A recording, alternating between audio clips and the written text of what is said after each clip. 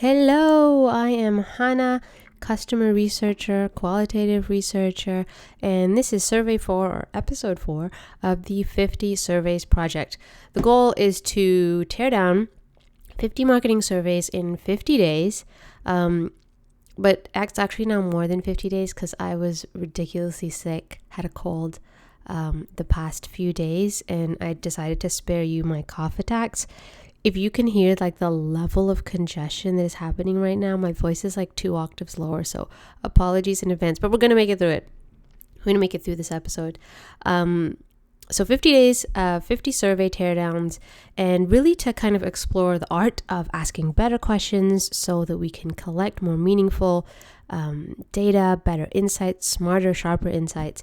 So if you have surveys that you think could use some extra love, find me on Twitter, Hannah_Shamji, and send them my way. But let's dig into today's. So this is actually not a survey. What we're doing here is going to tear down an email that requests people on a list to fill out a particular survey. And this is arguably like more important than the survey itself, right? Because like if people don't fill out your survey, what's the point? Like if you only get 2 responses, that's not a decent enough sample size. So you really want to be able to send out a survey and write a survey that doesn't just ask the right questions, but gets people to participate, to join in. So you have substantial, significant, meaningful data. All right. So what we're looking at today is a survey request email that came from a friend of mine, Nikki. And this is from a woman who looks like is a freelance, I believe freelance copywriter, and actually I think yes, copywriter. And she had launched a course, emails for launching, and this was a follow-up email to the folks who didn't buy to figure out why didn't they buy, what was in the way, so that she can then use that data, of course, to that feedback to optimize the product, to optimize the course and her launch approach. So really, really great idea. We're going to go through the pros, what's working, what's not, and then I'm going to recommend an alternative that you can use. You can borrow parts of it or the whole of it and see if and how it works for you. Cool? All right. So pros, what is working?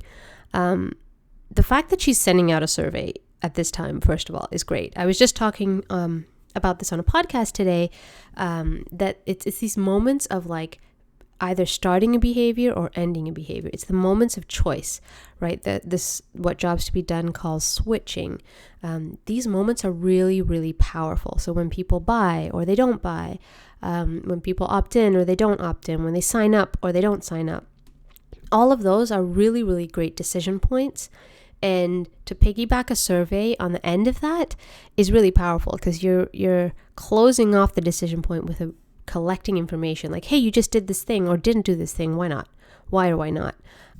So you've got like the time between the event and your survey being really, really minimal, which really increases the accuracy of your data, right? Because you're minimizing the need for them to like recall 3 months ago. All right, so knowing when and the timing and the fact that like, hey, this just happened this past week, I'm now following up. Really, really great.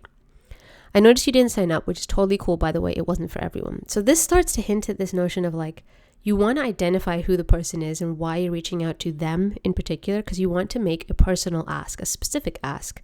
But you don't want to make them feel bad. You don't want to make them feel like, why didn't you buy? And they're kind of like, I don't know. I just didn't like it. So you want to minimize and remove any of the discomfort. People are really sensitive. And I don't mean that in like you're so sensitive. I mean, like we're all very sensitive to tone and text and messages and emails, and we get bombarded by it all the time. So we really want to be delicate here. We're asking people for their honest feedback, and we want to make it okay for them to give honest feedback by not kind of cornering them for not buying. So she does a pretty good job here of saying like it wasn't for everyone. So, this isn't calling you out and pointing fingers. This is just saying like, hey, I noticed you didn't buy. You didn't sign up. I'd love to find out why. And then she does go on to spell out why here and why she's curious about that. She talks about how it's really helpful for her. But what I love is she goes into spelling out specifics. So 2 minutes, 5 questions. There's a lot of power in managing expectations. Like if I know that the survey is going to be like 30 questions, I mean, it's rough, right? Like, do I really want to do a survey that's 30 questions? Probably not.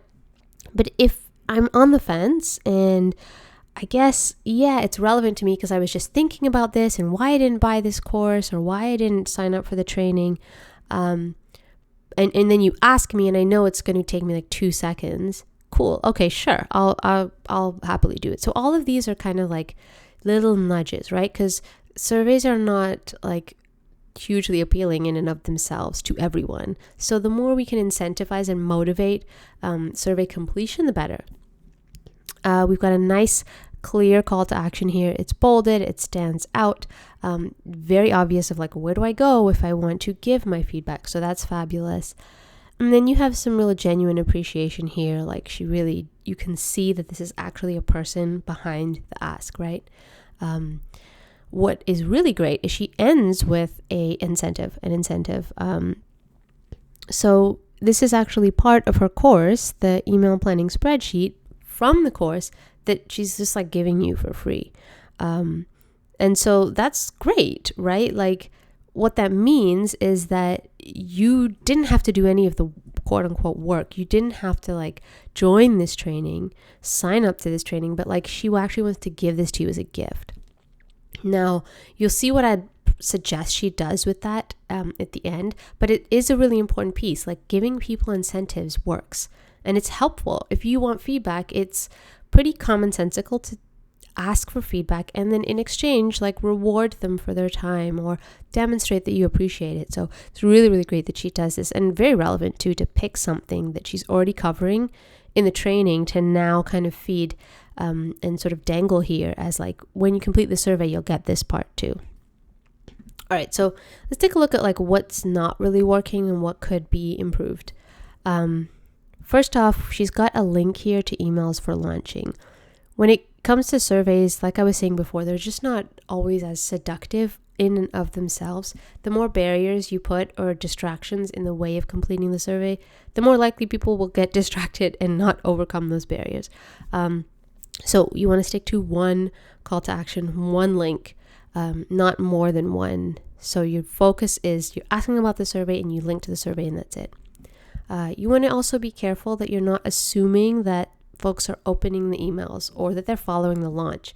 This might not be something that there's no way to know if this was something that was top of mind and like was this email sent to that particular segment. But the reason I say it is if you know that you're sending it to people who opened the emails, you know you can talk about the course. You actually probably don't even need to link to the training.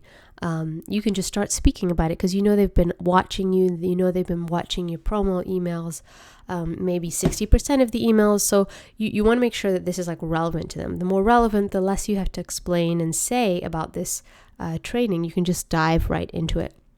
And you can actually know that these are folks who are like on the fence as opposed to just completely ghosting the launch. This section is very thoughtful, but it's a bit long, right? So she's talking about why she's curious about, like, why she wants to learn, how helpful the feedback will be, how she can fill gaps. It'll give her ideas, but it's very her focused, which is fine. Like it is a genuine ask, but you want to be really short and kind of direct with it. Again, it doesn't mean don't include it. It just means say it in a tighter way. I think that this last sentence can be really shrunk down into something more direct and focused, and then kind of get to the bulk of the survey, right? Because think of it like this: like you're making an ask, so they first have to read and understand the email, and then they also have to complete the survey and follow the survey. So there's actually like 2 things that you need them to do in order to get the one thing you're thinking about, which is the survey. So really focused, really direct. What is it that you're getting and what is it that you're giving them, which is this incentive, and really direct with that.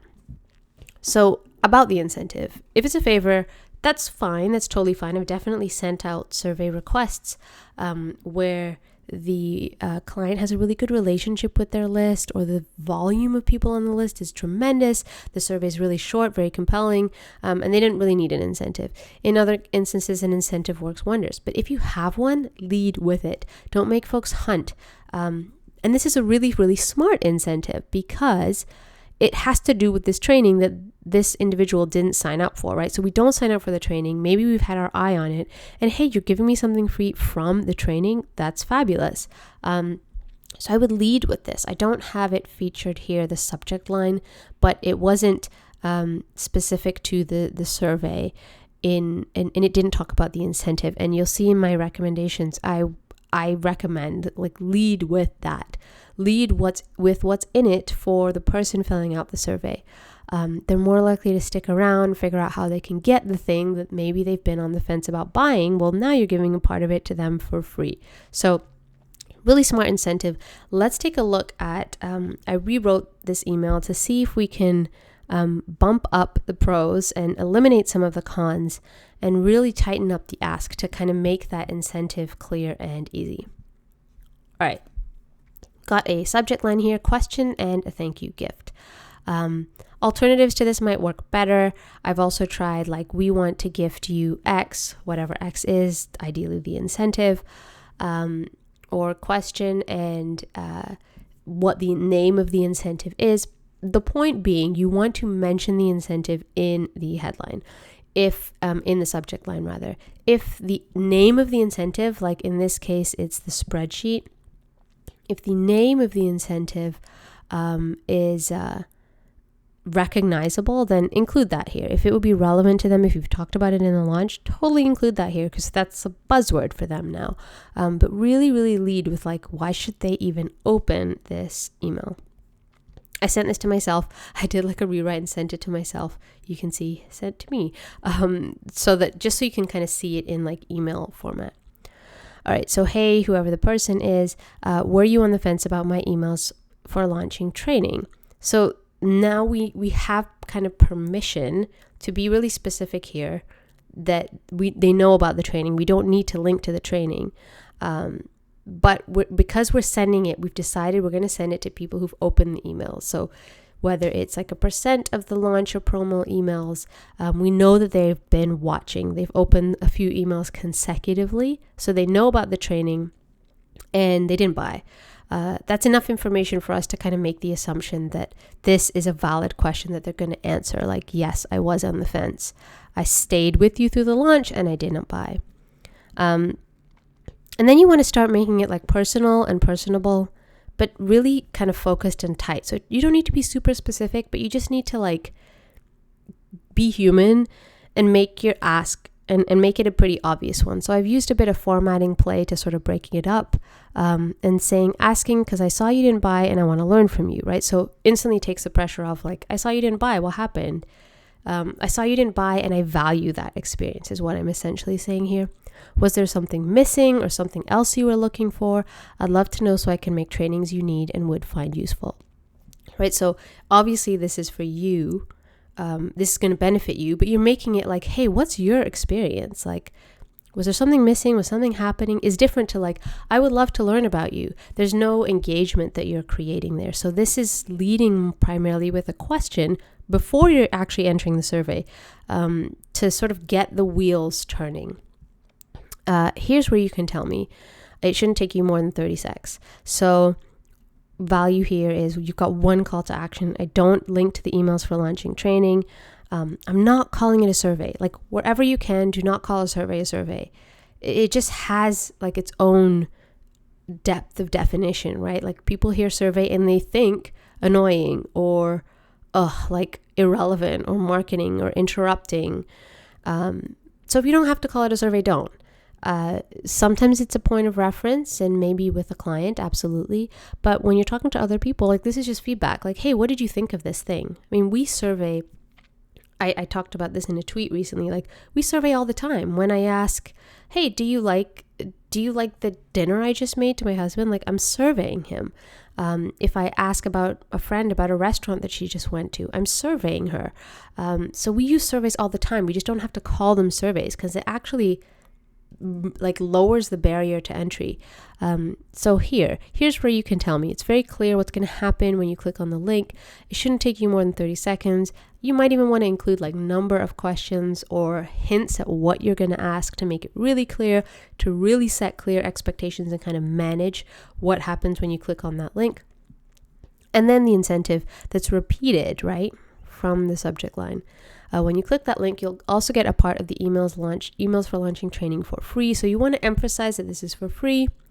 Then you want to call out what part of the training it is and saying something about it that furthers like just the free notion. So you want to say something like, this is what customers rave most about, like, or you can even quote briefly, like our last customer said it was quote unquote, changed the way I approach my business, or, you know, help me plan content for the next month, or whatever it is. But something there that makes it like, oh, you're giving it social proof in and of itself. And then just a nice close, thanks so much, every bit of feedback helps, and then your sign off. So what happens here is like visually, this is a lot cleaner, a lot tighter. You can skip, you can skim, and all the while we're leading with the incentive, and the focus is on them, not I so much want to learn.